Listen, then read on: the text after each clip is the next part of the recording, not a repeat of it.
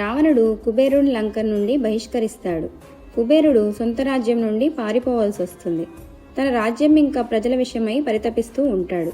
అతను శివుణ్ణి కొలవటం మొదలుపెట్టి శివభక్తుడు అవుతాడు.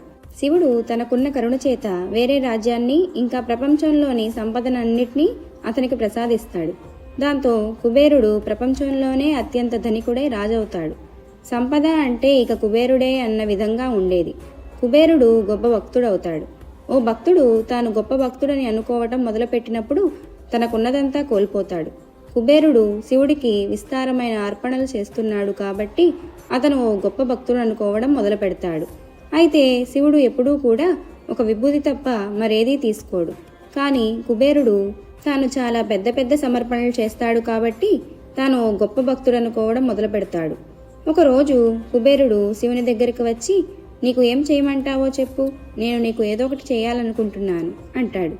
అందుకు శివుడు, ఓహో, నువ్వు నా కోసం ఏం చేయలేవు, నా కోసం నువ్వు ఏం చేయగలవు, నాకు ఏమీ అక్కర్లేదు, నేను బాగానే ఉన్నాను అని గణపతిని చూపుతూ, కానీ నా కుమారుడు గణపతికి ఎప్పుడూ ఆకలి వేస్తూ ఉంటుంది, అతన్ని తీసుకెళ్లి బాగా భోజనం పెట్టు అని అంటాడు. కుబేరుడు అదొక సమస్యే కాదు అని గణపతిని భోజనానికి తీసుకువెళ్తాడు. భోజనం వడ్డిస్తారు. ఆయన తింటూనే ఉంటాడు. వాళ్ళు ఆయనకి వడ్డిస్తూనే ఉంటారు. ఆయన తింటూనే ఉంటాడు. కుబేరుడు వందలాది వంట మనుషులను పనిలో పెట్టి అపారమైన ఆహారాన్ని వండిస్తాడు. వాళ్లదంతా వడ్డిస్తారు. ఆయన తింటూనే ఉంటాడు. కుబేరుడు అప్రమత్తమై, గణేశ ఆగు, ఈ విధంగా తింటే నీ పొట్ట పగిలిపోతుంది అంటాడు.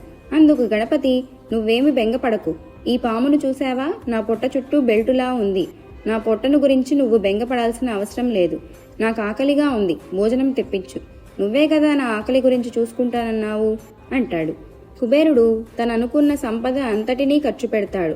ఏమంటారంటే ఆహారం కొనటానికి అతను కొంతమందిని వేరే లోకాలకి కూడా పంపించాడు అంటారు.